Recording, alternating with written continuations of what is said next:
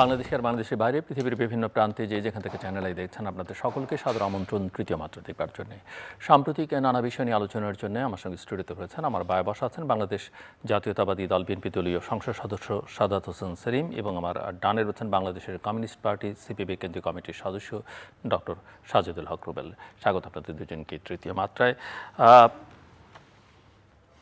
অনেকেই মনে করেন যে বাংলাদেশের শাসন ব্যবস্থার সংকট আসলে দূর হচ্ছে না, ব্যবস্থার সংকট থেকে যাচ্ছে, সুশাসনের বা শাসনের সংকটটা আছে এবং সেগুলো নানাভাবে যে ধরনের দৈনন্দিন সমস্যার মধ্যে বা নৈমিত্তিক সমস্যার মধ্যে আমরা দেখি, একই সঙ্গে আমরা দেখতে পাই যে যখন হঠাৎ করে হামের মতো সমস্যা সামনে আসে, হঠাৎ করে জ্বালানির মতো সমস্যা সামনে আসে, কিংবা নারী নির্যাতনের ঘটনা হঠাৎ করে খুব ভীষণভাবে বেড়ে যায়, এই ঘটনাবলীর মধ্য দিয়ে সেটা প্রমাণিত হয়।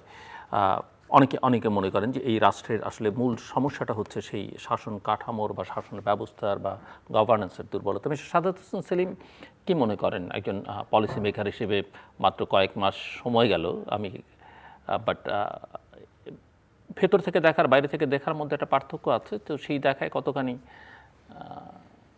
জি ধন্যবাদ আপনাকে। অভিজ্ঞতা হলো আর কি? ধন্যবাদ আপনাকে। আমি আপনার সাথে একদম সম্পূর্ণ একমত যে আসলে শাসনতান্ত্রিক একটা সংকট অথবা মানে একটা ব্যবস্থাপনার একটা সংকট আমাদের কাছে মনে হচ্ছে, বিশেষ করে আমার কাছে মনে হচ্ছে। রাষ্ট্র তো পরিচালিত হয় আমলাতন্ত্র দ্বারা, আমলাতন্ত্রকে নিয়ন্ত্রণ করে রাজনৈতিক সরকার সুশাসন নিশ্চিত করে আমলাতন্ত্রের মাধ্যমে। কিন্তু এই আমলাতন্ত্র অথবা যারা সুশাসন নিশ্চিত করার জন্য শপথবদ্ধ দায়িত্ববদ্ধ অথবা রাষ্ট্রের যারা তাদেরকে নিয়োজিত কর্মকর্তা কর্মচারী বা রাষ্ট্রের সমস্ত সুযোগ সুবিধা যারা ভোগ করেন, তারা যদি সঠিকভাবে তাদের দায়িত্বটা কী সেটা উপলব্ধি না করেন, তারা যদি তাদের দায়িত্ব পালনে অনীহা প্রকাশ করেন, তাহলে আসলে একটা রাজনৈতিক সরকারের পক্ষ এসেও আপনার সরকারকে জনগণের কাঠগড়ায় দাঁড় হতে হয়। তো সেক্ষেত্রে আমরা মনে করি যে এই ব্যাপারে সময় এসছে এটার ব্যাপারে আপনার আমূল পরিবর্তন, একটা দৃষ্টিভঙ্গি নিয়ে কাজ করা। আমাদের মাননীয় প্রধানমন্ত্রী তিনি ডে ওয়ান থেকে যেভাবে তিনি কাজ করছেন অথবা যে পদ্ধতিতে তিনি মানে দেশের রাষ্ট্রীয় শাসন ব্যবস্থাকে পরিচালিত করতে চাচ্ছেন, আমার মনে হচ্ছে যে আমলাতন্ত্রের অনেকেই সেভাবে ধারণ করছেন না, অথবা ধারণ করলেও সেটা ব্যাপারে নিরুৎসাহিত অথবা তারা আগ্রহী নন। অতীতে আমরা দেখেছি যে সমস্ত মানে আমলারা যে কোনোভাবে আমরা যে লাল পিতার দৈরত্ব আমরা বলি অথবা আপনার আমলাদের এক ধরনের পাশ কাটানোর প্রবণতাকে আমরা সবসময় দেখে এসেছি। তারা ফাইল চালাচালির মধ্যে অভ্যস্ত, কথা বলুন, তারপরে এটা ব্যবস্থা নিন, ব্যবস্থা গ্রহণ করুন অথবা মন্তব্য দিন, এসব বলেই তারা কিন্তু তাদের মানে কাজটাকে ডিলে করে ফেলছেন। যে কাজটা এখন বর্তমান ডিজিটাল যুগে যে একটা ফাইল 1 ঘন্টা নিষ্পত্তি হওয়া সম্ভব, সেটা 1 বছরও নিষ্পত্তি হয় না, কখনো কখনো 1 যুগও সে ফাইলটা নিষ্পত্তি হয় না। এবং আমলাদের যে গণমুখী চরিত্রের একটা ভীষণ অভাব আছে। আমলারা তারা নিজেদেরকে সবসময় আপনার একটা দূরাকাশের তারা অথবা সমাজ থেকে একটা বিচ্ছিন্ন একটা অংশ হিসাবে তারা মনে করেন। আমার এই কয়েকদিনের অভিজ্ঞতা আমি দেখলাম যে সমস্ত আমলাদের কাছে আমরা মেসেজ পাঠাই, এখন দেখেন হোয়াটসঅ্যাপ একটা মানে যোগাযোগের একটা গুরুত্বপূর্ণ মাধ্যম। আমরা মেসেজ পাঠানোর পরে আমরা বুঝতে পারি না ওনারা মেসেজটা কি সিন করেছেন কি করেন নাই।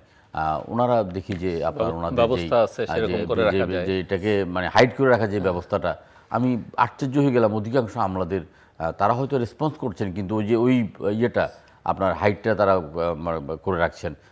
নীল যে চিহ্ন দেখা দেয় যে একজন আমরা একটা মেসেজ দিলে যেটা পায় সেটা ওনারা সে নোটিফিকেশনটা তারা অফ করে রেখেছেন। তো অফ করে রেখেছেন, আমাদের হয়তো পরিচয় পাওয়ার পরে একটা একটা বক্তব্য দেন অথবা একটা কিছু করেন, কিন্তু তাহলে সাধারণ জনগণের সাথে ওনাদের দূরত্বটা রয়ে গেছে, ওনারা এটা রেসপন্স করছেন না। এখান থেকে আমাদেরকে সরে আসতে হবে। মাননীয় প্রধানমন্ত্রী যেভাবে দৌড়ছেন তার সাথে ওনারা তাল মিলাতে পারছেন না। দেখলাম আমাদের প্রধানমন্ত্রীর সঙ্গে কি মন্ত্রীবর্গ বা সংসদ সদস্যরা তাল মেলাতে পারছে? মন্ত্রীবর্গরা তাল মিলাতে পারছেন, ওনারা চেষ্টা করছেন, কারণ সব মন্ত্রীদের দেখা হচ্ছে তাদের কিন্তু খুবই কষ্ট হচ্ছেন, কিন্তু তারা চেষ্টা করছেন। যেহেতু দেখেন, আমি একটা কথা বলি, আমি 17 বছর ঘুমাতে পারিনি, কারণ আতঙ্কে ঘুমাতে পারিনি, কোন সময় পুলিশে ধরে নিয়ে যায়। আর এখন ঘুমাতে পারছি না কেন? জনগণের প্রতি আমি যে কমিটমেন্টটা করছি, এই কমিটমেন্টের জন্য আমি কতটা কাজ করছি। আমার কিন্তু মাথার মধ্যে কিন্তু জনগণকে যে কমিটমেন্টটা দিয়ে আমি ভোটে নির্বাচিত হয়েছি, সেই কমিটমেন্টটা কীভাবে ফুলফিল করা যায় সকাল থেকে রাত অবধি আমি সেটার জন্য কাজ করছি এবং সেটার জন্য চেষ্টা করছি জনগণের দায়বদ্ধতার জন্য। এখানে আপনার দেখলাম নৌ পরিবহন প্রতিমন্ত্রী তিনি সকালবেলায় পরিচয় না দিয়েই একটি অফিসে গেলেন, ওনার মন্ত্রণালয় অফিসে। উনি ছাড়া দেখেন যে 9টা বাজে আর কেউ আসেন নাই। আসার পরও যারা আসছেন তারা কিন্তু নানা অজুহাত দেখাচ্ছেন। তখন উনি মন্তব্য করলেন যে এই অফিসটার দরকার কি, এই একটা বিষয় তিনি ইয়ে করলেন। আর ধরেন আমাদের যে আমরা দীর্ঘ 17 বছর যে রক্তাক্ত একটা অভ্যুত্থানের জন্য অপেক্ষা করেছি এবং সেই অভ্যুত্থানে আমরা সফল হয়েছি, সেই অভ্যুত্থানটাকে সম্পূর্ণ ব্যর্থ হয়ে গেছে আমরা অভ্যুত্থানের পরবর্তীকালে সরকার প্রধানকে নির্বাচিত করার ক্ষেত্রে। আমার এখন দুঃখ হয়, কষ্ট হয়, বেদনা হয়। আমরা যে কোনোভাবে আমরা ভুল সিদ্ধান্ত নিয়েছি। ডক্টর ইউনূস সাহেব সঠিক ব্যক্তি ছিলেন না। ডক্টর ইউনূস সাহেব এই সময় বিপ্লব উত্তর অথবা অভ্যুত্থানের পরবর্তী একটা সরকারকে নেতৃত্ব দেওয়ার মতো সেই যোগ্যতা ডক্টর ইউনূস সাহেবের ছিলেন না। তিনি কোনো রকম সময় কাটিয়ে গেছেন এবং বরঞ্চ বিভিন্নভাবে ফাঁদে পড়ে ওনার ক্ষমতাকে প্রলম্বিত করার চেষ্টা করেছেন। নির্বাচনটাকে আরও অনেক আগে যদি দিয়ে ফেলতে পারতেন, এই যে আজকে আমরা যারা আজকে সংসদ সদস্য নির্বাচিত হয়েছি বা বিরোধী দলে যারা নির্বাচিত হয়েছে, তারা কিন্তু জনগণের কাছে দায়বদ্ধতার কারণে বিভিন্ন অফিস আদালতে ঘুরছেন, চেষ্টা করছেন, স্থবির একটা প্রশাসনকে তারা আবার জাগরণ করার চেষ্টা করছেন। এই নির্বাচনটা আর আগে দেওয়ার দরকার ছিল, কিন্তু এই নির্বাচন দেওয়ার ব্যাপারে ওনার কোনো আগ্রহ ছিল না। উনি অনেকটা চাপে পড়ে বাধ্য হয়ে নির্বাচন দিয়েছেন এবং নির্বাচন দিতে গিয়ে তিনি আরও অনেকগুলো সমস্যা সৃষ্টি করে গেছেন, যে সমস্যাটা আমাদের একটা নির্বাচিত সরকারের মোকাবিলা করছেন। আমরা ওনার সাথে যে যতবার দেখা হয়েছে আমরা একদম মিনতি করে বলেছি যে আপনার এই উপদেষ্টা মণ্ডলীকে পরিবর্তন করেন, আপনি এই উপদেষ্টা মণ্ডলী দিয়ে আপনি কাঙ্ক্ষিত লক্ষ্য অর্জন করতে পারবেন না। আমরা স্বরাষ্ট্র স্বাস্থ্য উপদেষ্টাকে পরিবর্তন করতে বলেছি। এখন দেখেন স্বাস্থ্য উপদেষ্টা প্রায় 2 বছর মতো ক্ষমতায় থেকে স্বাস্থ্য খাতে আরও সর্বনাশ করে দিয়ে গেছে, সেটা হয়তো দায়ভার আমাদেরকে আরও অনেক বেশি বহন করতে হবে। তেমনি স্বরাষ্ট্র উপদেষ্টা যদি সেই সময় আরও অ্যাক্টিভ হতে পারতেন, তাহলে আমরা পুলিশটা যে প্রশাসন স্বরাষ্ট্র মন্ত্রণালয়কে আরেকটু সাজাতে পারতাম। অন্যান্য এরকম অনেক মন্ত্রণালয় আছে যিনি এটা করতে পারেন না। আমি শুনবো আরও আপনার কাছ থেকে। ডক্টর সাজিদুল হক রুবেল, সংকট কোথায়? সংকট কোথায়? ধন্যবাদ জিলু ভাই এবং হচ্ছে আমার প্রিয় সাদাত ভাই এবং দূরের এবং কাছে যারা শুনছেন দেখছেন সবাইকে শুভেচ্ছা। আসলে এটা খুব আমার মনে হয় খুব মৌলিক একটা জায়গা যে আসলে সংকটটা কোথায় আর কি। আমরা তো সংকটটার খুব উপরিভাষা বা একটা সুপারফিশিয়াল স্ট্রাকচারে নিয়ে খুব কথাবার্তা বলি এবং সেখানে কোনো একটা ছোট খুঁত দেখলে ওটাকে অতিরঞ্জিত করে আমরা মনে করি এইটা বদলাইলেই সব ঠিক হয়ে যাবে, কিন্তু বদল তো হয় না আর কি। একটা কথা মাথায় রাখতে হবে যে হচ্ছে শাসক দলের পরিবর্তন আর শাসন ব্যবস্থার পরিবর্তন দুইটা কমপ্লিটলি ডিফারেন্ট থিংস। বাংলাদেশে আমরা যেটা করতে পেরেছি 24 জুলাই আগস্ট যে গণঅভ্যুত্থান, সে গণঅভ্যুত্থানে আমরা শাসক দলের পরিবর্তন করেছি। এরকম ঘটনা আমরা 90তেও করছি, সেখানে এরশাদকে আমরা বিদায় করছি। তো এরকম মাঝে মাঝে আমরা হচ্ছে এর আগেও হলো আমরা বিশাল স্বৈরাচার, বিশাল সে আইয়ুব শাহী বলতো, হ্যাঁ, সে ফিল্ড মার্শাল, তাকেও কিন্তু এই বাঙালি হচ্ছে গিয়ে সরাই দিছে আর কি, উৎখাত করছে, অভ্যুত্থান করছে। তো 69, 90, 24 সব জায়গাতে যেটা একটা ব্যবহার আমাদের মৌলিক একটা জায়গা মাথায় রাখতে হবে, সব জায়গায় আমরা একটা জায়গায় গিয়ে থেমে গেছি, সেটা শেষ পর্যন্ত এমনকি মহান মুক্তিযুদ্ধ হওয়ার পর শেষ পর্যন্ত আমরা কিন্তু সিস্টেমটার ভাঙতে পারিনি, সিস্টেমটা চেঞ্জ করতে পারিনি। এখানে সেলিম ভাই যেটা বলছিলেন আমলাতন্ত্র, এই আমলাতন্ত্রের ক্ষেত্রে দেখবেন যে খুব মজার একটা ঘটনা আছে আর কি, একটু ছোট্ট বলে রাখি আর কি, একটু অপ্রাসঙ্গিক বটে, কিন্তু এখান থেকে আমার মনে হয় আমরা শেকড়টা খুঁজতে সুবিধা হবে আমাদের বর্তমান সংকটের। ফিডেল ক্যাস্ট্রোর সাথে বঙ্গবন্ধু শেখ মুজিবুর রহমানের দেখা হয় জাতিসংঘের একটা সভায়, সেখানে ফিডেল ক্যাস্ট্রো জিজ্ঞেস করছে তুমি দেশ চালাও কীভাবে? তো সে তখন বলছে যে আমার খুব মানে শিক্ষিত, আমার খুব অর্গানাইজড, আমার হচ্ছে গিয়ে বেশ ব্রিলিয়েন্ট হচ্ছে সিভিল সার্ভেন্টরা রয়েছেন, সিভিল সার্ভিস অফিসার রয়েছেন এবং হচ্ছে তারা হচ্ছে দেশটা চালাবে, খুব সুন্দর চলবে দেশ। খুব ভালো কথা ফিডেল ক্যাস্ট্রো বলতেছে। আচ্ছা, এরা কি তারা যারা পাকিস্তানের সিভিল সার্ভিস ছিল? তিনি বললেন হ্যাঁ হ্যাঁ, এরা সিএসপি অফিসার ছিল আগে, এরা পাকিস্তানের সিভিল। তোমার এই যোগ্য লোকরা এত যোগ্য, তারা পাকিস্তান রাষ্ট্রকে রক্ষা করতে পারে নাই, তো তারা এখন তোমার বাংলাদেশ রাষ্ট্রকে আগায় নিয়ে যাবে? এটা সম্ভব না আর কি। অর্থাৎ আমার যে ব্যুরোক্রেসির যে আদন গড়ন, যেটা হচ্ছে একটা ঔপনিবেশিক কাল থেকে ব্রিটিশ আমল থেকে এখানে ব্যুরোক্রেসি তৈরি করা হয়েছিল এই দেশকে শোষণ করবার জন্য, এবং সেই সিস্টেমে একটু একটু আমরা কোনো মতে রিফরমেশন সংস্কার করে করে করে করে আমরা হচ্ছে আজ পর্যন্ত নিয়ে এসছি। সেই হচ্ছে কি ব্রিটিশকে আমরা তাড়াই দিছি, কিন্তু আমরা অনেকগুলো ব্যবস্থার জায়গায় যে গণমুখী জনগণের সাথে আমলাতন্ত্রের ব্যুরোক্রেসির একটা ফাঁক তো রয়েই গেছে। এই রয়ে যাওয়ার সাথে সাথে যেটা ঘটনা ঘটে হচ্ছে যে আমার দেশে যে শাসক দল যারা আসে, গণতান্ত্রিকভাবে আসুক বা হচ্ছে কখনো কখনো হচ্ছে অগণতান্ত্রিকভাবে আমাদের ঘাড়ের উপর চেপে বসে, আবার কখনো কখনো আমরা ওই যে সেলিম ভাই বলেন আমরা ভুল করে দায়িত্ব দিয়ে দিই। যেমন আমরা প্রফেসর ডক্টর ইউনূসকে ভুল করে দায়িত্ব দিয়ে এখন মাসুল আমরা গুনতেছি আর কি। তো যেভাবে আসুক, শাসক যেভাবে আসুক, শাসক দল সেটি গণতান্ত্রিকভাবে আসবার পরও এই ব্যুরোক্রেসির এমন একটা মানে গুণ আছে বা এক শক্তি আছে যে সে খুব দ্রুত গতিতে মানে শাসক দল তার চরিত্রে বা তার মন মতো বা তার রাজনৈতিক কমিটমেন্টে সে ব্যুরোক্রেসিকে সাজাতে পারে না, বরঞ্চ ব্যুরোক্রেসি তার আপন নিয়মে চলে এবং শাসক দল একটা সময় দেখা যায় তার মতো হয়ে যায় আর কি। এবং তার মতো হতে গিয়ে দেখা যায় কি হয়, গণবিচ্ছিন্নতা তৈরি হয়, তখন ব্যক্তিতান্ত্রিকতা তৈরি হয়, তখন স্বৈরতান্ত্রিকতা তৈরি হয়, তখন জনগণের সাথে তাদের বিরোধটা চরম চরম চরম জায়গায়, এবং যা যা বাংলাদেশের 54 বছরে ঘটছে সেরকম জায়গাগুলো ঘটতে থাকে। এখন এই ক্রাইসিস থেকে যদি হচ্ছে গিয়ে বেরিয়ে আসতে হয়, বিএনপির জন্য এখন খুব সুবিধাজনক একটা অবস্থা আছে। সুবিধাজনক অবস্থা এই কারণে, সে যেমন মাত্র 3 মাস, এটা যেমন তার জন্য খুব মানে মাত্র 3 মাস, আবার এটাই তার জন্য খুব ভালো যে তার মানে তার বিভিন্ন শেকলে সে এখন পর্যন্ত আটকা পড়ে নাই আর কি। তার নেতা কর্মীরা বিভিন্ন শেকলে এখনও আপটে সাপটে পড়ে নাই, এখনও হচ্ছে গিয়ে একটু আনকোরা রয়ে গেছে, একটু নতুন রয়ে গেছে, এবং 17 বছর বা 18 বছর পরে ক্ষমতার স্বাদ গ্রহণ করা, এর কারণে অনেকে একটু ম্যাচিউর, এবং এই ম্যাচিউরিটি আমি মনে করি হচ্ছে শক্তির দিক, যে নতুন করে বিএনপিও শাসক দল হিসেবে নিজেকে রিঅর্গানাইজ করতে পারবে। তবে ফ্রেশ মনে করছেন, ফ্রেশ একটা স্টার্ট করবার একটা সুযোগ আছে আর কি, কিন্তু এই সুযোগ খুব বেশি দিন আপনাদের জন্য, আমাদের জন্য, বিএনপির জন্য অপেক্ষা করবে না। যে আমি একটু বুঝতে চাই যে কিছু সমস্যা আমিও উল্লেখ করেছিলাম, আপনি অ্যাড্রেস করছিলেন, এই যে হামের সংকট আসলে কোথায় এবং এটা কি আইডেন্টিফাই করা গেছে, ইনভেস্টিগেশন কি হচ্ছে, সমস্যার সমাধানের জন্য প্রয়োজনীয় পদক্ষেপ কি নেওয়া যাচ্ছে? কারণ মানুষ তো অত কিছু শুনতে বা বুঝতেও চাইবে না, যার বাচ্চা যাচ্ছে সে আসলে টের পায়, তার কি যায় না, তা তো বটেই। আজকে আপনার একটা চমৎকার মানে, আর আমরা যদি বাচ্চাদের রক্ষা না করতে পারি, এক সময় এখানে আমাদের সাকসেস রেটও খুব হাই ছিল, গোটা বিশ্বই আমাদের প্রশংসা করতো, কিন্তু সেখান থেকে তো আসলে আমরা অনেক দূরে সরে গেলাম। না, আপনি আজকের বিষয়টা আসলে একদম চমৎকার বিষয়। এখানে আমাদের একজন ডাক্তার সাহেব আছেন, তিনি প্র্যাকটিস করছেন, রাজনীতিবিদ কাম ডাক্তার। তো আসলে আমরা স্বাস্থ্য সেবাটাকে কখনোই আমরা সেভাবে গুরুত্ব দিই নাই। বেশ কিছু বছর ধরে স্বাস্থ্য সেবাটাকে আমরা যেভাবে চিহ্নিত করা দরকার ছিল আমরা সেভাবে চিহ্নিত করি নাই। আমরা যেভাবে মানে স্বাস্থ্য সেবাটা এটা যে আমাদের একটা অধিকার হিসেবে আমরা প্রতিষ্ঠা করতে পারি নাই। এটা যে এতটা ভঙ্গুর দশা, আমার মনে হয় বিশ্বের আর কোনো দেশে কিন্তু আপনার এই স্বাস্থ্য নিয়ে আমাদের এই এতটা সংকট নেই। আমরা কিন্তু এই জিনিসটাকে চিহ্নিত করতে পারি নাই। এবং ওই যে হামের যে এই ধরনের অবস্থা, সেটা আমরা যথাসময়ে যেটা টিকাটা সংগ্রহ করতে পারি নাই, টিকাটা যে পদ্ধতিতে আমাদের সংগ্রহ করা দরকার ছিল সেই পদ্ধতি আমরা সংগ্রহ করতে পারিনি। এই যে সময়ের ব্যবধানের কারণে কিন্তু আমরা একটু পিছিয়ে পড়ে গেছি। এখন সরকারের পক্ষ থেকে সর্বতোভাবে চেষ্টা করা হচ্ছে। সরকারের যারা আছেন মানে যারা মনে করছেন যে সরকারের সফল হওয়া দরকার, পাশাপাশি আমাদের শিশুদেরকে রক্ষা করা দরকার, তারা কিন্তু চেষ্টা করছেন। কিন্তু তারপর আমি বললাম না, এই যে সময়ের 1 ফোর অসময়ের 10 ফোর আমরা পড়ে গেছি এখন এই অবস্থার মধ্যে দিয়ে। একটা সংকটটা আমাদের একটা চরিত্রগত হয়ে গেছে। হঠাৎ একটা সংকট হয়ে গেলে সেটা নিয়ে আমরা সবাই ঝাঁপিয়ে পড়ি, তারপর আমরা আবার ভুলে যাই।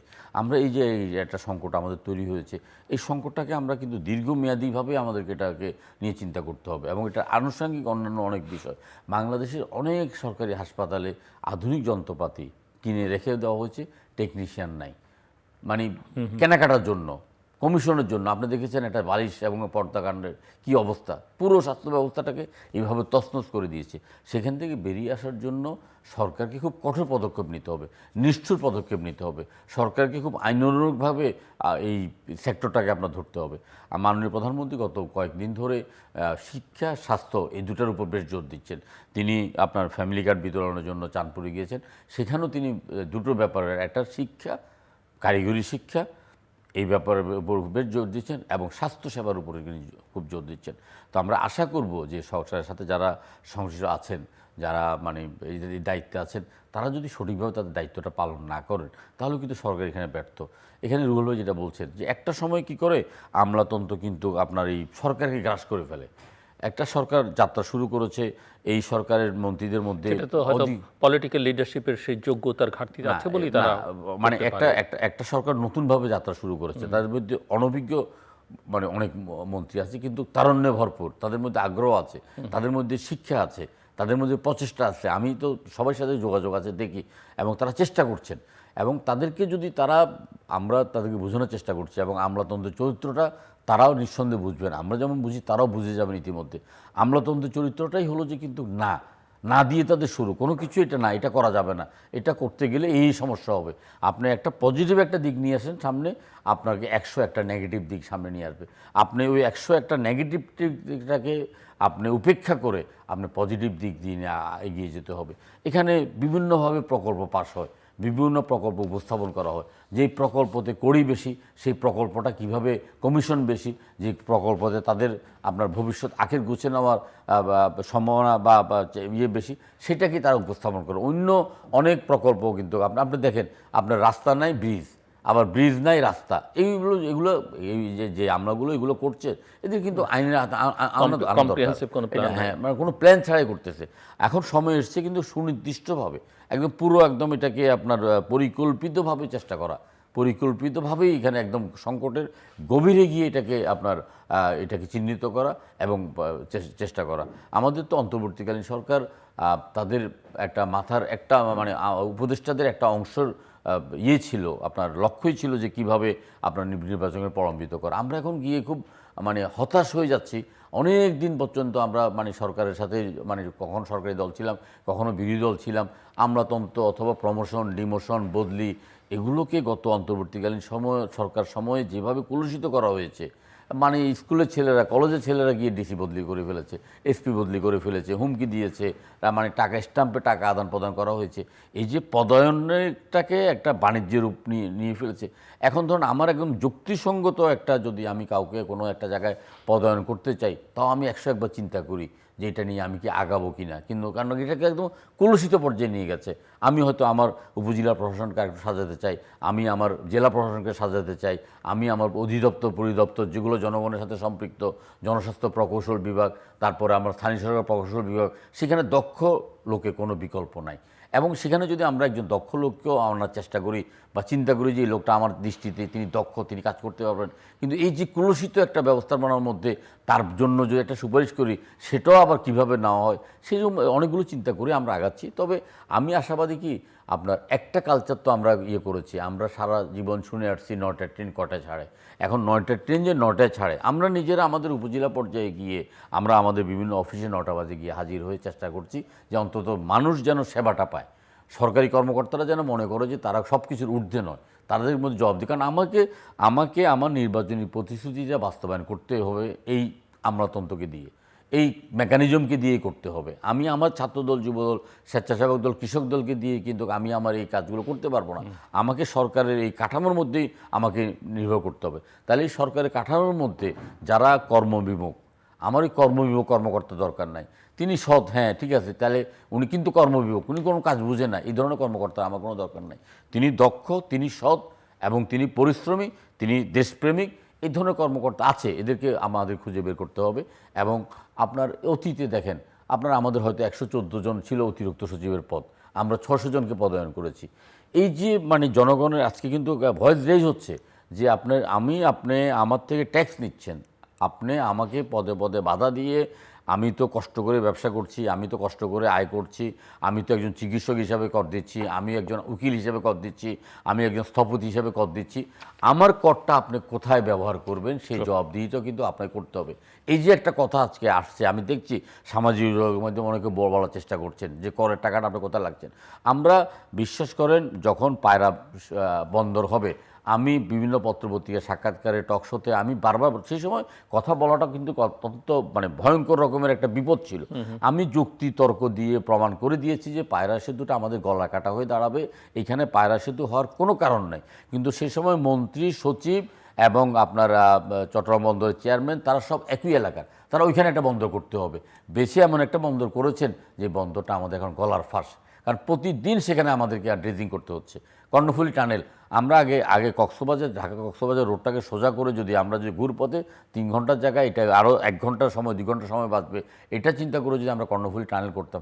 কর্ণফুলী টানেলের পাশে সরকার প্রধান যদি কখনো যায়, একটা রিসোর্ট করছে যা 6,500 কোটি টাকা সেখানে ব্যয় হচ্ছে, সেটা কিন্তু রক্ষণাবেক্ষণের জন্য এই জাতীয় প্রকল্প আপনি দেখেন গত সরকারের আমলে একটা প্রকল্প যথাসময়ে শেষ হয়নি। প্রত্যেকটা প্রকল্প 2 গুণ 3 গুণ 4 গুণ করে বৃদ্ধি করা হয়েছে। সরকারের যারা নীতি নির্ধারক আছেন, আপনার এই শোটা অত্যন্ত জনপ্রিয়, ডে 1 থেকে আজ পর্যন্ত এটা 1 নম্বর বাংলাদেশের শো। এই শোতে অনেকেই নীতি নির্ধারকরা কথা শোনেন, আমরাও নীতি নির্ধারণী পর্যায়ে কথা বলার চেষ্টা করছি, আমরাও আমাদের সংসদীয় দলের কথা বলার চেষ্টা করছি। প্রকল্প সিলেকশনের সময় একটা সঠিকভাবে প্রকল্প সিলেকশন করতে হবে, প্রকল্পের মানে বাজেটটা প্রকল্প করতে হবে। এখন একটা আমাদের গলা কাটা ফাঁস হয়ে দাঁড়িয়েছে, গত সরকার আমলে অত্যন্ত অপ্রয়োজনীয়ভাবে পিপিআর, পাবলিক প্রকিউরমেন্ট রেগুলেশন, এটা চেঞ্জ করে এটা ইজিপিতে করেছেন, কেউ কাকে চিনে না। ধরুন আমার রামগঞ্জে একটা রাস্তার জন্য টেন্ডার দিচ্ছেন দিনাজপুরের এক ব্যক্তি, যিনি ওই টেন্ডারটা পাওয়ার পরে তিনি এটা বিক্রি করে দিচ্ছেন আরেকজনের কাছে, ওনাদেরকে খুঁজে পাওয়া যাচ্ছে না। এখন এখানে একটা প্রকল্প জন্য 100 টাকা এটা মূল্য ধরা হয়েছে, তিনি 20% কম দিয়ে এটা কাজটা নিয়েছেন। 20% ট্যাক্স দেওয়ার পরে আর কাজটাই করা হচ্ছে না। তাইলে একটা প্রকল্প, তাহলে আপনি যে একটা 100 টাকা নির্ধারণ করলেন, এটা 20% কীভাবে কম হইতে পারে? কম দেওয়ার পরে তাহলে কাজের মান কীভাবে থাকবে?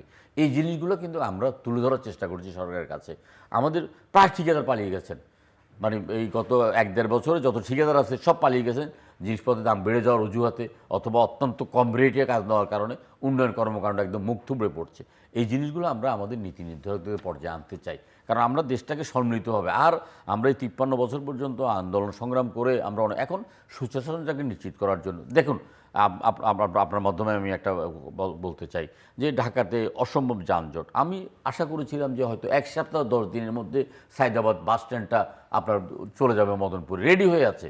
আপনি এটাকে আরও রেডি করেন, আপনি এটাকে আরও দ্রুততার সাথে যুদ্ধকালীন অবস্থা ঘোষণা করে আপনি দিনরাত পরিশ্রম করে কাজ করে এই টার্মিনালটাকে সেখান থেকে নিয়ে যান। আপনি যেটা আপনার যে স্ট্যান্ড যে বাইপাসটা আছে, কোথাও কোথাও কাজে আটকা আছে, ঢাকা শহরে রাত্রি 10টার পরে সমস্ত ট্রাকগুলো ঢুকে একটা ভীষণ অচলাবস্থা সৃষ্টি করে, আপনি বাইপাসগুলো করে দেন।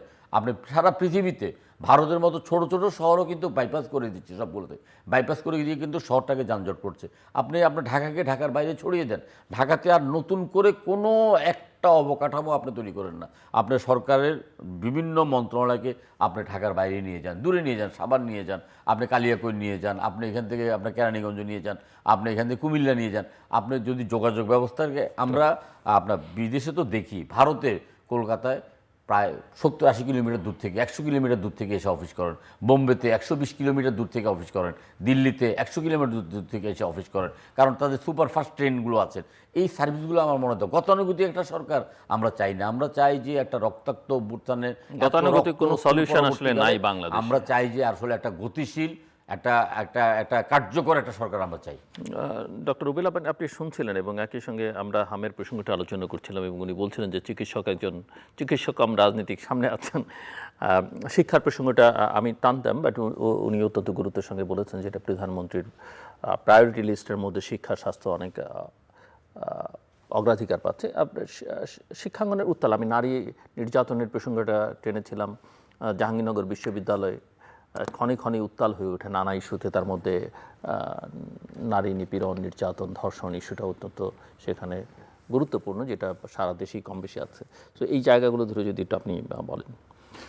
ধন্যবাদ। তারপর আপনাদের কথার রেশ ধরে একটু আগে আর কি, যে আপনি বললেন যে গতানুগতিকভাবে কোনো সমস্যার সমাধান হবে না, কিন্তু শেষ পর্যন্ত আবার সব কিছু সেই গতানুগতিকতারই অনুগামী হচ্ছে। এটা হচ্ছে একটা বড় ফিচার ঠিক বর্তমানের, এই জায়গায় সচেতন থাকা দরকার আর কি। এখন আমি একটু বলি হামের ক্ষেত্রে। হামের ব্যাপারটা হচ্ছে কি, এটা দুই রকম। একটা হচ্ছে যে আমরা তো একে অপরকে দায়ী করছি, এটা যেমন একটা খুব মানে ব্যাপার, এবং এটাকে আসলে হালকাভাবে দেখার দরকার নাই।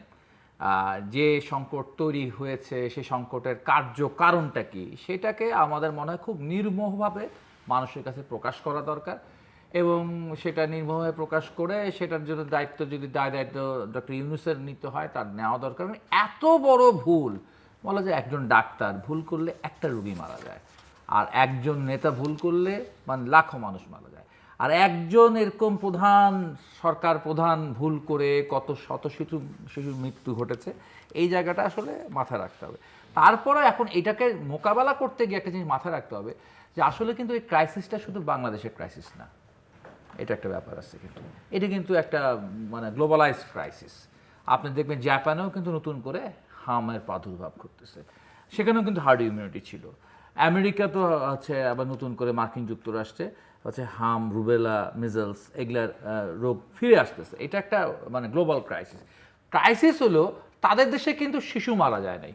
আমার দেশে ধরেন হচ্ছে ৮০,০০০ বা ৯০,০০০, ৯৫,০০০ শিশু আক্রান্ত, তাদের দেশে আক্রান্ত সংখ্যাটা হচ্ছে মাত্র ৩৬৫, ৪৬৫ এরকম, মানে ওরা ৪০০-৫০০ মানুষ আক্রান্ত হচ্ছে, আর আমার দেশে হচ্ছে মারা যাচ্ছে ৪০০-৫০০ মানুষ। অর্থাৎ এই জায়গাটা একটা পার্থক্যের জায়গা আছে, এই জায়গায় একটু সরকারকে নজর দেওয়া দরকার আছে।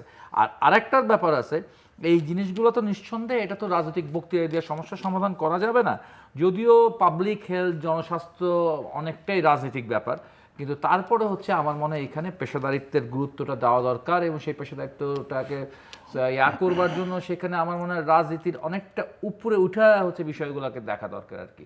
আর না হলে আমরা হচ্ছে সংকট থেকে বেরোতে পারবো না। শুধু একটা ছোট্ট কথাই বললাম, পেশাদারিত্বের সাথে এই সংকটকে সমাধান করতে হবে। আরেকটা পয়েন্ট একটু সরকারকে মনে রাখতে হবে, কদিন আগে আমরা এটা শুনেছি বা দেখেছি যে বড় বড় হাসপাতাল, স্কয়ারের মতো হাসপাতাল বা আরও বড় হাসপাতাল, এরা অনেক সময় দেখা যায় যে এই করোনার রোগী বা হামের রোগী নিতে চায় না আর কি, হামের রোগী নিচ্ছে না এরকম বড় বড় হাসপাতালগুলো। এটা একটা দেখার বিষয়, কেন নিচ্ছে না।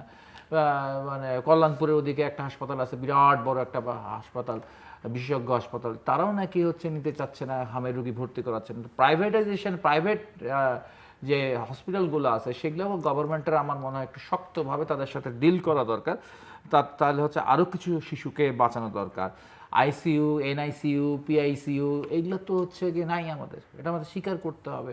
আর এগুলো সবসময় বাংলাদেশের মতো একটা গরিব দেশের যে একদম পর্যাপ্ত থাকবে, এরকম হাজার হাজার শিশু আক্রান্ত হলে পরে সেটা মোকাবেলা করতে পারবে সেটা না। মহামারী বা প্যান্ডেমিকের ক্ষেত্রে পারা সম্ভব না। এমনকি পৃথিবীর উন্নত দেশগুলো তো যখন করোনা হয়েছিল সেই সব দেশগুলো তো শুনেছি, আমেরিকাতে শুনেছি বা ফ্রান্সে শুনেছি, সেখানেও ভেন্টিলেশনের অভাব ছিল, কারণ এটা তো একটা বড় হঠাৎ করে একটা লার্জ অ্যামাউন্ট, লার্জ ভলিউমের ক্রাইসিস তৈরি হয় আর কি।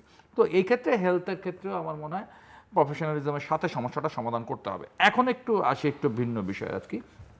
আমাদের হলো এটা আমাদের হচ্ছে বিগত সময়কালে আমরা দেখেছি, বিগত সরকারের ক্ষেত্রে বা আমাদের স্বৈরাচারী সরকারের ক্ষেত্রে, যে তার হচ্ছে গিয়ে বিশ্ববিদ্যালয়গুলোতে নারী নিপীড়নের যে ঘটনা এবং হচ্ছে নারী ধর্ষণের যে ঘটনাগুলো ঘটে, সেই ঘটনাগুলোকে আমরা দেখছি যে কেন যেন হচ্ছে এটাকে মানে সেরকমভাবে দ্রুত গতিতে এটাকে ব্যবস্থা নেওয়া হয় না, এবং এখানে একটা বিতর্কিত মুভ দেন প্রশাসন সবসময় যেন একটা ব্যাপার থাকে, সে যেন বাংলাদেশে একটা কপালই মনে হয়, ভাগ্যই এরকম হবে যে নিপীড়কের পক্ষে থাকতে হবে আর কি।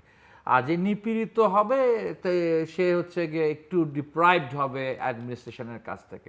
আচ্ছা, এখন একটা দেশে যদি একটা নন মানে ডেমোক্রেটিক গভর্নমেন্ট থাকে বা একটা অটোক্রেটিক গভর্নমেন্ট থাকে, স্বৈরাচারী সরকার থাকে, তাহলে বুঝলাম যে তাদের হলে ব্যাপার স্যাপার হচ্ছে যে বিভিন্ন লুম্পেন লোকদেরকে, বিভিন্ন হচ্ছে বিপদগামী সমাজ বিরোধী লোকদেরকে তাদের হাতে রাখতে হয়, তাই এই সমস্ত সে সময়কালে ধর্ষণ বাড়ে, সে সময়কালে নারী নিপীড়ন বাড়ে। কিন্তু এখন তো হচ্ছে এনভায়রনমেন্ট চেঞ্জ, এখন তো হচ্ছে একটা ডেমোক্রেটিক গভর্নমেন্ট আসছে, জনগণের ভোটে নির্বাচিত গভর্নমেন্ট আসছে, এখনও সেই পুরনো ঘটনাগুলো পুনরাবৃত্তি কেন ঘটবে? এবং এক্ষেত্রে খুব অ্যালার্মিং সিচুয়েশন হচ্ছে গিয়ে আপনার হচ্ছে জাহাঙ্গীরনগর বিশ্ববিদ্যালয় যেটা দেখছি, কারণ জাহাঙ্গীরনগর বিশ্ববিদ্যালয়টা ঐতিহ্য আছে, সেই 96 আওয়ামী লীগ সরকারের আমলেও সেখানে একটা বিশাল ধর্ষণ বিরোধী ছাত্র আন্দোলন হয়েছিল, সরকারি ছাত্র সংগঠনের হচ্ছে গিয়ে নেতাদেরকে সেখানে বেশ রুখে দাঁড়াইছিল, তাদেরকে উৎখাতই করছিল জাহাঙ্গীরনগর বিশ্ববিদ্যালয় থেকে। তো সেই ঐতিহ্যের জায়গা থেকে জাহাঙ্গীরনগর বিশ্ববিদ্যালয় আজকের প্রজন্মের ছেলেমেয়েরা হচ্ছে লড়ছে, কিন্তু লড়তে গিয়ে আমরা সামাজিক মাধ্যমে খুব অবাক হয়ে দেখতেছি যে যারা কথা বলতেছে, লড়তেছে, তাদের বিরুদ্ধেও আমি দেখতেছি যে এক ধরনের ট্রোল হচ্ছে। এটা খুবই একটা অবক্ষয়ের জায়গা। হ্যাঁ, যে পোশাক আশাক যদি ঠিকঠাক মতো এরকম এমন এক ব্যক্তি এটা লিখেছেন, তিনি একজন মানে নাম তার বলবো না, আমি তাকে খুব আগে খুব ভালোভাবেই তাকে গ্রহণ করতাম, শ্রদ্ধাও করতাম, আমাদের কাছাকাছি বয়সের, নাম বলবো না আমি তার। সে বলতেছে যে পোশাক আশাকে একটু সাবধান হওয়া দরকার, নাইলেতে এটার যদি, আমি এই কথা শুনে তো অবাক হয়ে গেলাম যে খুবই চরম প্রতিক্রিয়াশীল কথাবার্তা বলছেন চরম প্রগতিশীল বলে পরিচিত মানুষগুলো আর কি। বাংলাদেশের কি একটা চেঞ্জ হয়ে গেল কিনা, ভারতবর্ষেও নাকি এরকম চেঞ্জ হয়েছে, সেখানেও নাকি হচ্ছে মানে বিজেপি আরএসএস হচ্ছে কোনো একটা ধর্ষণের ঘটনা ঘটলে সেখানে নাকি তারা বলে যে এর জন্য হচ্ছে নারীদের হচ্ছে সাবধান হওয়া দরকার ছিল, সতর্ক হওয়া দরকার ছিল, নারীর পরিবার অভিভাবকদের সতর্ক হওয়া দরকার ছিল। তো বাংলাদেশে আবার সেই ধরনের সুর বা ট্রল আমরা দেখতেছি সামাজিক মাধ্যমে, এবং এই ক্ষেত্রে আমার মনে হয় সরকারের এবং হচ্ছে গিয়ে বিভিন্ন জায়গার যে ভিসি প্রক্টর রয়েছে তাদেরকে খুবই গুরুত্বের সাথে হচ্ছে গিয়ে বিষয়টা দেখার দরকার। আর না হলে কিন্তু আসলে আমরা কতটুকু, আমাদের সোসাইটি কতটুকু গণতান্ত্রিক হয়েছে, আমাদের সোসাইটি কতটুকু মানবিক হয়েছে, সেটা দেখা যায় হচ্ছে আমাদের হচ্ছে গিয়ে পিছিয়ে পড়া মানুষরা কতটুকু হচ্ছে এখন মুক্ত হয়েছে, আমাদের হচ্ছে নারী কতটুকু হচ্ছে স্বাধীন হয়েছে, কতটুকু সে হচ্ছে নিরাপত্তা আমরা দিতে পারছি, তার মধ্যে দিয়েই আসলে কিন্তু এটা হলো প্যারামিটার। এটা হলো প্যারামিটার। বড় একটা পদ্মা সেতু করলেন, এটা উন্নতির প্যারামিটার না। একটা উন্নতির প্যারামিটার হচ্ছে আপনার নারী কতটুকু হচ্ছে এগোতে পারলো, তাতেই বোঝা যায় আপনার দেশটা কতটুকু প্রগতির পক্ষে অগ্রসর হইলো আর কি। এইসব মিলিয়ে আর কি আমাদের আলোচনা। মিস্টার সাদ্দাত হোসেন সেলিম। আমি রুলের সাথে আসলে একমতই পোষণ করছি। প্রথম কথা হলো যে এই যে আমি আজকে এখানে আসার এই 5-7 মিনিটের মধ্যে আমি 3টা ফোন রিসিভ করলাম, যে 3টাই হলো যে আইসিইউর সমস্যা সমাধানের জন্য। রুগী এলাকা থেকে ফোন করছে যে ঢাকাতে আইসিইউ পাওয়া যাচ্ছে না। তো এগুলো আসলে স্বল্পকালীন সমাধান না, এগুলো আসলে একদম মানে একদম প্রফেশনাল দৃষ্টিভঙ্গি নিয়ে জিনিসগুলো সমাধান করা দরকার। আমাদের জনসংখ্যার অনুপাতে আমাদের জায়গা কম, আমাদের মানুষের ঘনত্ব বেশি, আমাদের মানুষের রোগশোক বেশি, এগুলো নিয়ে একটু চিন্তা করতে হবে, এগুলো চিন্তা করাটা দরকার। আর হসপিটালের নামে কিন্তু এমন ভবনও আছে যেখানে চিকিৎসকও নেই, টেকনিশিয়ানও নেই, না অনেকে ডাক্তারও নেই, না একেবারেই নেই, রুগীও যায় না একেবারেই অনেক নেই। ভবন করা মানে হচ্ছে আমরা তো মানে দেখছি আর কি, যে আমরা তো আগে উন্নয়নের অনেক গল্প শুনতাম। আমার এলাকাতে 31 শয্যা বিশিষ্ট হাসপাতালটাকে 50 শয্যায় এটা অবকাঠামো উন্নয়ন করা হয়েছে। এটার বিপরীতে একজন জনবল নিয়োগ করা হয়নি, তো পরে ফ্যান নষ্ট, আমি ব্যক্তিগতভাবে টাকা দিয়ে ফ্যান ঠিক করি, তার কমোড নষ্ট, তারপরে সুইপারের টাকা দিই। তো এটা দিয়ে তো চলবে না, এখানে সরকারকে আসলে সিদ্ধান্ত নিতে হবে।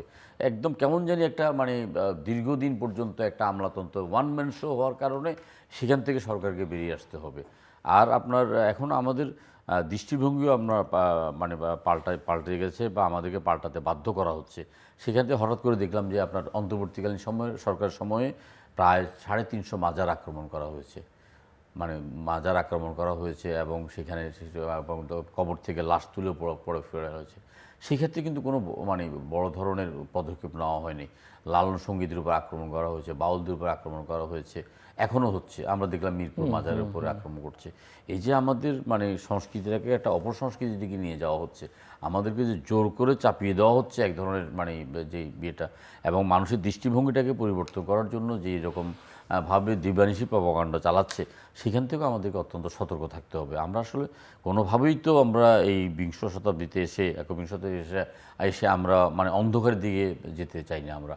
আমরা এই যে আমাদের পাশের পশ্চিমবঙ্গে একটা নির্বাচন হলো, নির্বাচন হওয়ার পরবর্তীকালে সহিংসতা এবং সেখানে যেসব মানে সিদ্ধান্তগুলো আসছে, এগুলো কোনো অবস্থায় আমাদের কারোর জন্যই মঙ্গলজনক নয়। একটা বিষয় একটু আমি আপনার কাছ থেকে বুঝতে চাই যে সামনে তো জাতীয় সংসদের বাজেট অধিবেশন, এবং সম্ভবত এবার খুবই কম সময় সংসদ সদস্যরা পাবেন বাজেট নিয়ে আলোচনা করবার জন্য, কারণ বাজেট সম্ভবত 11 বা 12 তারিখ উত্থাপিত হবে, 30 তারিখের মধ্যে পাশ করতে হবে। অগ্রাধিকার কি এবার? এবং আমরা শুনছি যে বাজেট সেই বড় আকারেরই হচ্ছে, বরং আগের যা ছিল তার চেয়ে একটু বাড়বেই হয়তো, কিন্তু বড় বাজেট মানে সমস্যার বড় সমাধান তা তো আর না। বড় বাজেট মানে সমস্যার মানে বড় সমাধান নয়। এবং একটা বড় সমস্যা যেটা হচ্ছে যে মানে রাজস্ব আহরণ আপনি কোত্থেকে করবেন। রাজস্ব আহরণের সংকট, আমরা টার্গেট দিয়ে দেওয়া হয়, সেই টার্গেটও পূরণ হয় না, এবং টার্গেটও রাজস্ব বিভাগের লোকজন বলেন যে তাদের উপরে জোর করে চাপিয়ে দেওয়া হয়। কখনো কখনো আমরা ট্যাক্স নেট বাড়ানোর কথা বলি, কিন্তু কিভাবে সেটা বাড়বে তার কোনো স্টাডি নেই। তো সব মিলিয়ে একটু আপনার কাছ থেকে শুনতে চাই যে দেখুন, সরকার তো ক্ষমতায় বসার সাথে সাথে 4 দিনের মাথায় একটা মানে একটা আঞ্চলিক যুদ্ধ শুরু হয়ে গেল এবং যুদ্ধটা একটা বিশ্বযুদ্ধের কাছাকাছি। এই যুদ্ধটা আমাদেরকে খুব বেশি এফেক্ট করেছে। এটা এফেক্ট করার কারণে আমাদের তেলের দাম হতে আরম্ভ করে দ্রব্যমূল্যের দাম বৃদ্ধি অলরেডি হয়ে গেছে। এটা মানুষের উপর এক এক ধরনের একটা বোঝা। তো আমরা যে বাজেটটা চাই সেটা হলো যে করের আওতা বৃদ্ধি করা, কিন্তু কর বৃদ্ধি না করা আর কি। আজকেও আমি মানে এনবিআরে গিয়েছিলাম একটু কথাবার্তা বলার জন্য যে কী অবস্থা। তো সেখানে আসলে বাংলাদেশে কত মানে বা এই যে সক্ষম লোকদের মধ্যে 80-90 লক্ষ লোকের টিন সার্টিফিকেট আছে, 40 থেকে 50 হাজার লোক ট্যাক্স দেয়, কিন্তু ট্যাক্স দেওয়ার সংখ্যা কিন্তু আরও অনেক বেশি। ট্যাক্স দেওয়ার সংখ্যা আরও অনেক বেশি, তারা কিন্তু এটা বের করতে পারছেন না। তারা কিন্তু বিভিন্নভাবে চেষ্টা করছেন কিন্তু বের করতে পারছেন না। আমি একবার ওনাকে মানে এনবিআর চেয়ারম্যান মহোদয়কে আমি একবার ফোন করে বললাম যে দেখেন, অন্তত যারা বাংলাদেশ থেকে প্রতিদিন অসংখ্য ফ্লাইট বিদেশে যায়, যারা বিজনেস ক্লাসে ভ্রমণ করে, তাদের আপনি ট্যাক্সগুলো চেক করেন যে তাদের ট্যাক্সটাকে আপনার বিজনেস ক্লাসে যাওয়া কিনা।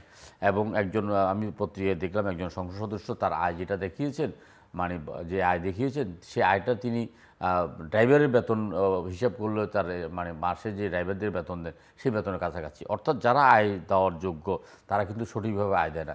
একটা কোম্পানি কিন্তু কতভাবে, যেমন ডোনাল্ড ট্রাম্প খুব স্মার্টলি তার ট্যাক্স যেটা ফাঁকি দেয়, একই অবস্থা বাংলাদেশেও কত স্মার্টলি ট্যাক্সটাকে ফাঁকি দিতে পারবে সেটা একটা বড় ধরনের একটা ইয়ে থাকে। আবার যারা সৎভাবে ট্যাক্স দিতে চায় তারাও কিন্তু এই কেলেঙ্কারির জন্য এই ভয়ে কিন্তু ট্যাক্সটা দিতে পারে না। ট্যাক্সটা সঠিকভাবে দেওয়া হোক, সঠিকভাবেই উপস্থাপন করা হোক। আর আমাদের অর্থনীতির একটা বড় অংশ কিন্তু আপনার অর্থনীতির মূল স্রোতে কাজ করছে না। যেমন আমাদের যে ফুটপাতের হকার বা ছোট ছোট দোকান যেগুলো আপনার ক্যাশে লেনদেন হচ্ছে, তার বিশাল একটা অংশ কিন্তু আমাদের অর্থনীতিতে কোনোভাবেই কিন্তু এটা দায় আমরা অ্যাড করতে পারছি না। আমাদের এত বড় একটা অর্থনীতি, এটা আপনার এত বড় জনসংখ্যা, পুরো ইউরোপের বেশ কয়েকটা দেশের জনসংখ্যার সাথে এক করলো সেই রকম জনসংখ্যা।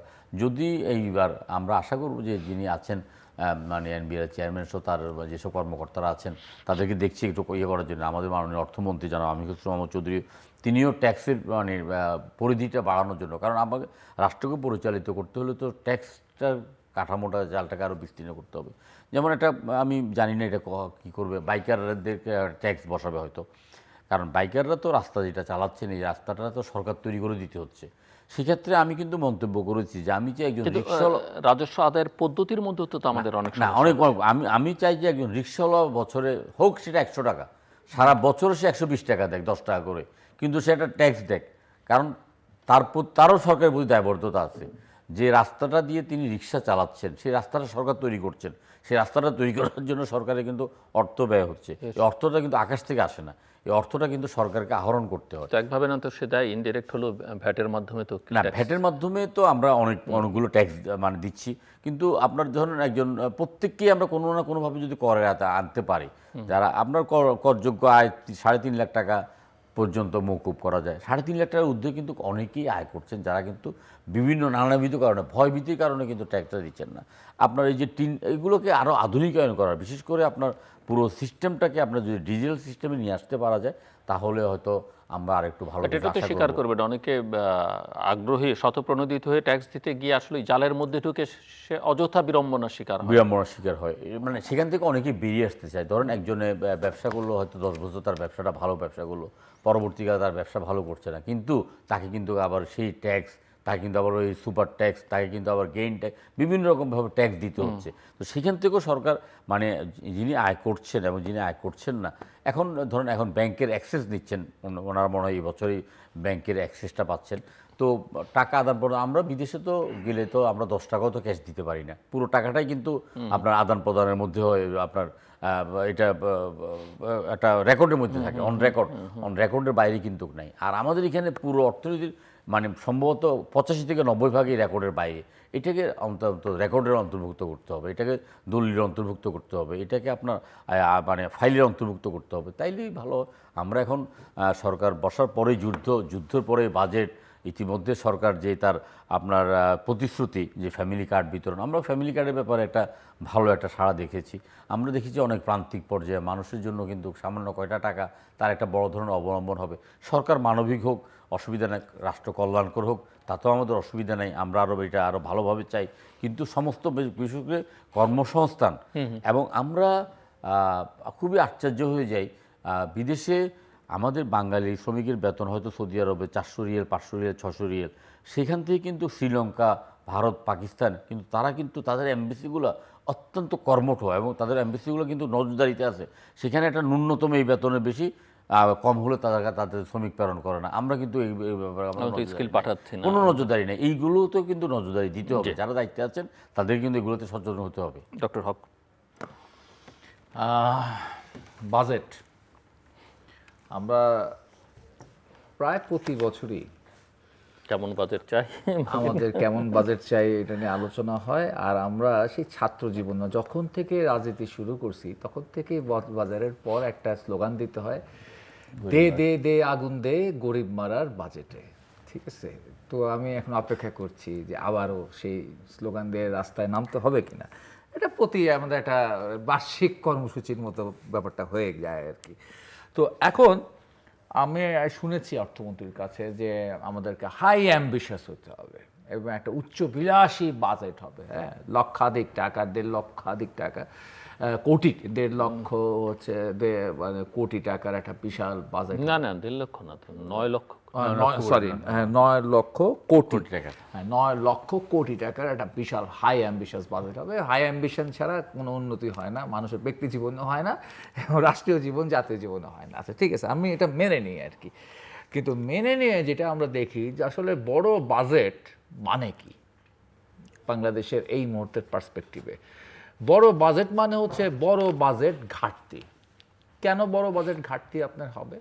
বড় বাজেট ঘাটতি আপনার এই কারণে হবে, কারণ এই যে বড় আপনি বাজেটটা তৈরি করেন, যে কোনো দেশ, বাংলাদেশ না, যে কোনো দেশ যে বাজেট তৈরি করে সেই বাজেটটা বেসিক্যালি সে তৈরি করে তার রেভিনিউর ওপর, তার রাজস্বের উপরে সে হচ্ছে সেটা করে। কিন্তু আমার কি সেই রাজস্বর জায়গাটা সেই জায়গায় আসছে? আমার কি হচ্ছে যেমন রাষ্ট্রীয় প্রতিষ্ঠানের লাভজনক থাকে, তাদের যে থাকে, সেইটার থেকেও আমরা কি সেই রকম হচ্ছে আমার প্রবৃদ্ধি আসতেছে বা আমার লাভ আসতেছে, আয় আসতেছে? না, আমার এইটা না আসতেছে হচ্ছে রাষ্ট্রীয় প্রতিষ্ঠানের লাভজনক খাত থেকে আয়, না আসতেছে আমার রাজস্ব থেকে হচ্ছে মানে আয়। তাহলে এটা একটা বড় ধরনের ভ্যাকুয়াম থাকবে। এই বড় ধরনের ভ্যাকুয়ামগুলো অতীতে সরকারগুলো কীভাবে পূরণ করছে? সরকারগুলো অতীতে পূরণ করছে হচ্ছে নিত্য নতুন হচ্ছে মানে ক্ষেত্রে হচ্ছে তারা কর আরোপ করছে এবং কর আরোপ করে তারা সমস্যাটা সমাধান করার চেষ্টা করছে। আর একটা খুব সহজ পথ আছে, সেটা হচ্ছে ঋণ নিছে আর কি। হ্যাঁ, ঋণ নিছে আর ঋণের পথটাও তো আছে। আর ঋণ ছাড়া যে পথ আছে করের ক্ষেত্রে হচ্ছে মানে একাডেমিক্যালি যদি আমরা দেখি তাহলে আমাদের কি করা যেতে পারে। করের ক্ষেত্রে আমাদের 4টা সুনির্দিষ্ট কাজ করা যায় এই বাজেট ঘাটতি মোকাবেলার জন্য। সেটা হচ্ছে 1 নম্বর কি হচ্ছে ঠিকঠাক মতো কর আদায় করা। মানে আপনি নতুন কোনো কর দিচ্ছেন না, আপনার এখনই হচ্ছে যে আমার যে কর ফাঁকি দিচ্ছে সমানে আমার হচ্ছে বড় বড় শিল্পপতিরা, বিরাট বড় বড় মাল্টিনেশনাল কোম্পানিগুলো, বড় বড় রাজনৈতিক নেতারা, মানে বড় বড় মানুষরা হচ্ছে কি বড় বড় কর ফাঁকি দেয়, বড় লোকরা কর ফাঁকি দিচ্ছে আর কি।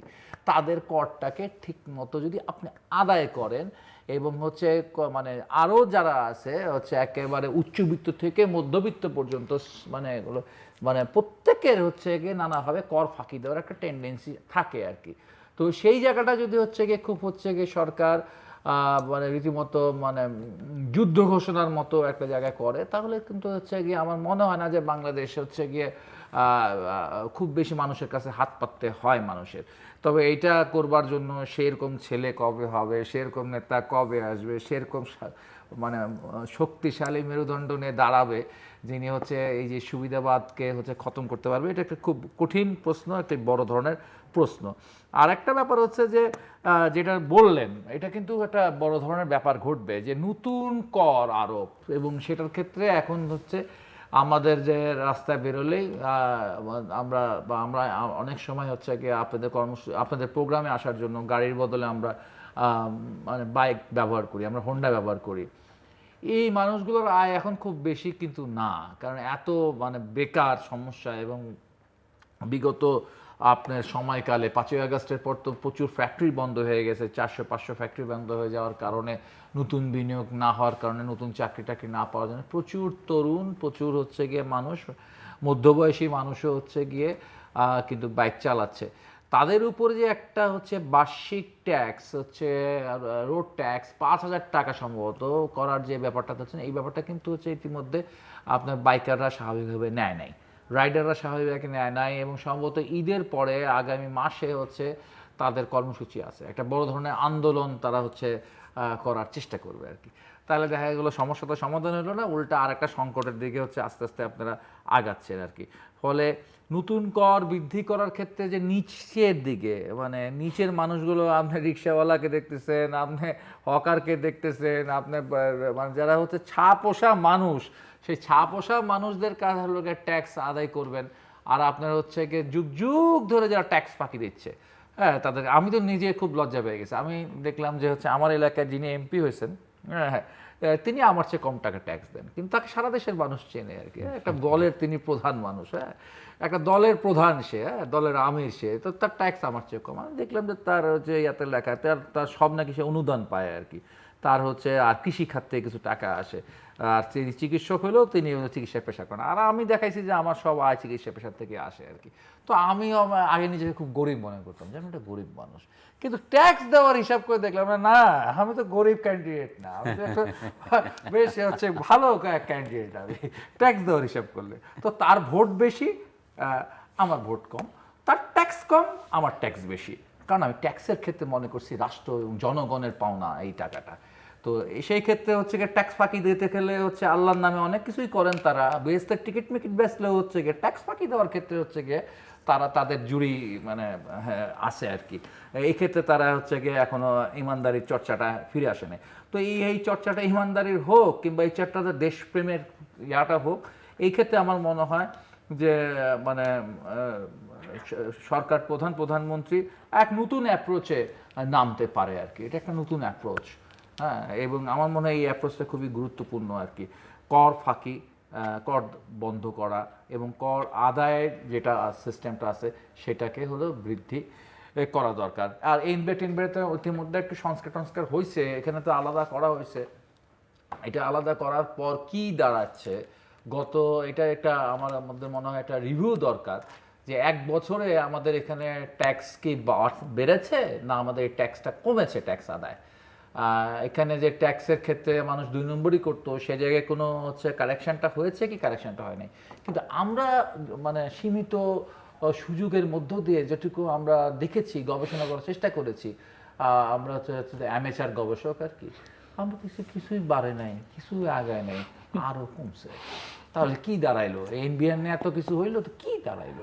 মিস্টার সাদাত হাসান সেলিম। না, আমরা যে ট্যাক্সের বিষয়গুলো নিয়ে আমরা আসলে আমি ব্যক্তিগতভাবে চাইব না যে ট্যাক্সের কোনো রকম মানে পরিধি বৃদ্ধি হোক, কিন্তু আপনার অযথা কারো উপর যেন ট্যাক্সের বোঝাটা চাপিয়ে দেওয়া না হয়, কারণ দেশের অর্থনীতি অবস্থা মানে ভালো না। আর বাইকারদের ব্যাপারটা এখনো সেভাবে হয়তো জানি না, আমরা তো যারা গাড়ি চালাই। এটা থেকে কি ধারণা মানে ট্যাক্স যোগ্য, মানে যেটা ট্যাক্স যাদের দেওয়া উচিত, মানে সেই যে ফাঁকিটা যেটা হয়, ফাঁকিটা কমিয়ে বের করে ফেলতে পারলে সেখানে কি পরিমাণ আয় হয় বা সাশ্রয়? আপনি দেখেন বাংলাদেশে, কারণ আমার 10 টাকা ট্যাক্স দেওয়ার কথা, আমি দেওয়ার উচিত, মানে সব দিক থেকে এটা ঠিক ট্যাক্স ডিপার্টমেন্ট ধরছে না, আমি নিজেও বুঝি যে আমার 10 টাকাই হয়, কিন্তু আমি দিছি আসলে 1 টাকা বা 2 টাকা, ওই বাকি 8 টাকা বের করার উপায় কি? না, এই যে যেটা বললেন ওই যে ট্যাক্সের ব্যাপারে, আমরা তো ওই যে নির্বাচনী হলফনামা ট্যাক্সের কিছু প্রতিষ্ঠানের ট্যাক্সের অবস্থান দেখে, ব্যক্তির অবস্থান দেখে আমরা একদম হতভম্ব, হতচকিত। আমরা যাদেরকে 100 কোটি টাকার মালিক মনে করি, তারা দেখা যায় 2 লাখ টাকার মালিক। তারা বিভিন্ন খাতে ট্যাক্স টাকা ফাঁকি দিচ্ছে। বৃহৎ মানে করদাতা ইউনিট নামে একটা ইউনিট আছে, এই বৃহৎ করদাতা ইউনিট থেকে কোনো কর আদায় করা যাচ্ছে না। বাংলাদেশে সবচেয়ে বেশি কর যিনি দেন তিনি একজন বিড়ি বিক্রেতা যশোরের। এই যে বড় যে আপনার বিশাল গ্রুপ, এই গ্রুপগুলো কিন্তু ট্যাক্স দেয় না। তারা ট্যাক্স ফাঁকি দেওয়ার ব্যাপারে তারা কিভাবে ফাঁকি দিয়ে ফেলে, তাদের কারো কোনো গাড়ি নেই, 10টা গাড়ি ছেড়ে কোনো গাড়ি নেই, এই গাড়ি কোম্পানির নামে, এই গাড়ি ওই জিএমের নামে, এই গাড়ি পিএমের নামে, এইভাবে তারা গাড়ি ইয়ে করে। আমি গাধার মতো, আমি যে কয়টা গাড়ি কিনছি আমি আমার ট্যাক্সি দেখাই দিয়ে যাচ্ছি। এখন আমার তো এটা গলার ফাঁস হয়ে দাঁড়াচ্ছে যে আমার এতগুলো। তারপর আমি যখনই যেটাই আয় করেছি বা যেটা আমি ট্যাক্সি সিটে দেখিয়ে দিয়েছি। ট্যাক্সি সিটে দেখিয়ে দেওয়ার পরে এখন সেটার উপর আবার সারচার্জ মানে 10% সারচার্জ করে। এত যে কষ্ট, বেদনাদায়ক, অথচ আমি খুবই নগণ্য। আমার চাইতে আমাকে 1 সেকেন্ডে কিনতে পারবে হাজারো লোকের ট্যাক্সের দেওয়ার পরিমাণ দেখার পরে আমরা শিওর হয়ে উঠি। এখানে আপনার রাজস্ব আদায়ে তারা সম্পূর্ণ ব্যর্থ, একেবারে ব্যর্থ, এবং সেখান থেকে নিতে হবে।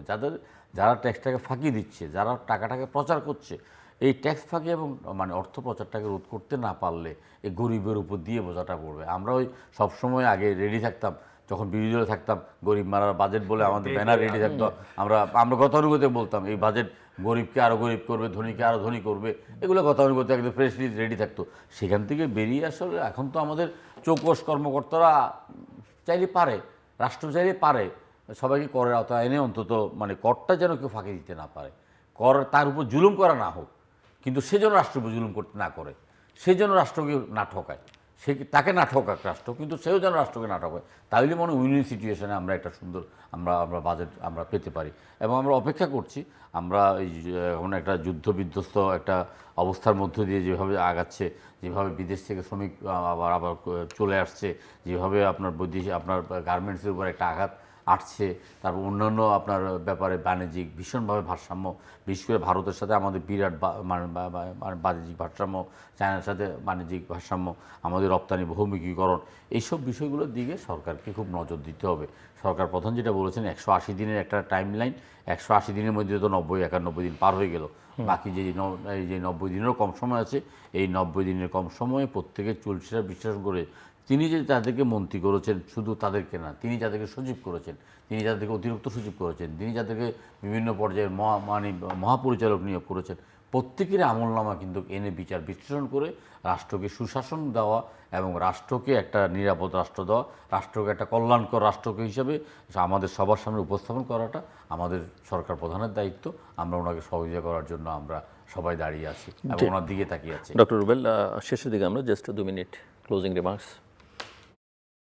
এখানে হচ্ছে অবশ্যই 180 দিনের যে বিষয়টি, আসলে আমি বা আমরা বা আমাদের পার্টি, কমিউনিস্ট পার্টি এটা মনে করে না যে বাংলাদেশের যে সংকট, সেই সংকট আসলে মানে 180 দিনের মধ্যে তেমন কোনো বিষয় আসবে। সেইগুলো এখানে একটা প্রবণতার ব্যাপার আছে। আমাদের প্রত্যাশার জায়গা থাকে সেটা হচ্ছে যে আসলে আপনি উপরি ভাষা বা আপনি প্রদর্শনবাদী কতগুলো কাজকর্মের মাধ্যমে মানুষের জনপ্রিয়তা বা জনতুষ্টি লাভ করলেও করতে পারেন, কিন্তু এটা হবে সাময়িক। আপনার কিছু কাজ আসলে শুরু করতে হবে এবং সেগুলোর ফলাফল অবশ্যই 180 দিনের মধ্যে আসবে না। ট্যাক্সেশনের যে ব্যাপারটা আমি বললাম, যেটা হচ্ছে কি যুগের পর যুগ ধরে ট্যাক্সেশনের যে বিষয়টা হচ্ছে আমরা ক্রাইসিসের মধ্যে আছে, আমাদের রেভিনিউ কালেকশন থেকে শুরু করে সমস্ত বিষয়ের মধ্যে একটা বড় ধরনের করাপশন আছে। এর আগে একটা করাপশন শব্দটা বলিনি। প্রথম তো একটা দরকার হচ্ছে পলিটিক্যাল ইনিশিয়েট, তাছাড়া নেতৃত্বের সিদ্ধান্ত নিতে হবে, সরকারের সিদ্ধান্ত নিতে হবে আমি আর হচ্ছে রেভিনিউর ব্যাপারটাকে এইভাবে চলতে দেব না। চলতে না দেওয়ার পরেই তিনি কিন্তু প্রতিক্রিয়ার মুখোমুখি হবেন। তিনি তার হচ্ছে আমলাতন্ত্রের প্রতিক্রিয়ার মতো রাজস্ব এই জায়গা থেকে অনেক প্রতিক্রিয়া আসবে, অনেক কিছু আসবে, সেটা সাথে তাকে ফাইট করতে হবে। ফলে প্রথম দরকার হচ্ছে পলিটিক্যাল হচ্ছে ডিসিশন, এবং সেই পলিটিক্যাল ডিসিশন যদি আপনি নিতে পারেন, সাহসী কিছু সিদ্ধান্ত নিতে হবে। অর্থাৎ আপনি ছোটোখাটো উপরিভাষা কিছু করলেন, মানে মানে বেশ রোমান্টিক কাজ কারবার করলেন, কিন্তু সেই কাজ কারবারের মধ্য দিয়ে আসলে আপনি ফেসবুকে লাইক বাড়তে পারে, কিন্তু বাংলাদেশের মানুষের সমাধান হবে না। এটা হলো খুব গুরুত্বপূর্ণ বিষয়।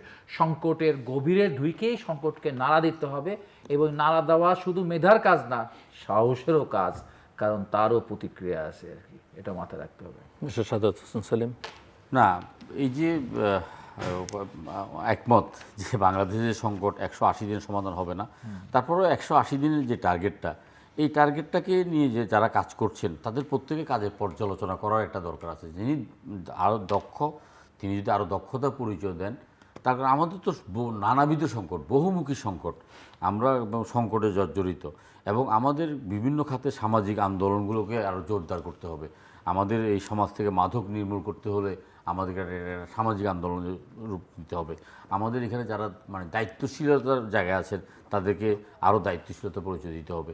আমাদের এই ক্ষেত্রে আইনের শাসন প্রতিষ্ঠা করার জন্য আমাদের আইনজীবীদের একটা বড় ধরনের ভূমিকা পালন করা দরকার। আমরা এখন এই মুহূর্তে জনপ্রতিনিধি হিসেবে দেখছি যে অনেক দুষ্কৃতিকারীদেরকে পুলিশ খুব জীবনের ঝুঁকি নিয়ে গ্রেপ্তার করার পরও তারা আইনের ফাঁকফোকর বেরিয়ে গিয়ে আবার নতুন নতুন করে আপনার তারা অপরাধ জড়িত হয়ে যাচ্ছেন।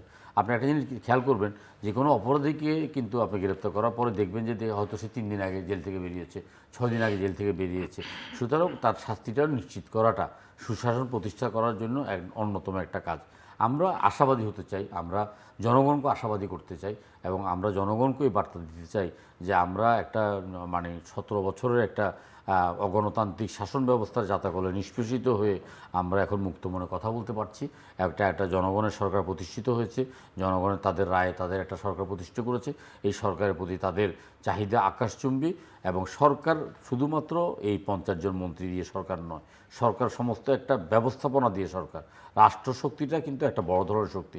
রাষ্ট্রশক্তির সাথে যারা যারা জড়িত, রাষ্ট্রকে যারা যারা ধারণ করে, প্রত্যেকেই যদি আমরা আমাদের যে কাজ, যে কর্তব্য, সেটা যদি আমরা ইমানদারির সাথে পালন করি, তাহলে মনে হয় আমরা জনগণকে একটা কল্যাণকর রাষ্ট্র আমরা উপহার দিতে পারবো, যেটার জন্যে আমরা রাজনীতি করছি, যেটার জন্যে আমরা জনগণের কাছে দায়বদ্ধ, যেটার জন্যে আমরা জনগণের কাছে প্রতিশ্রুতিবদ্ধ।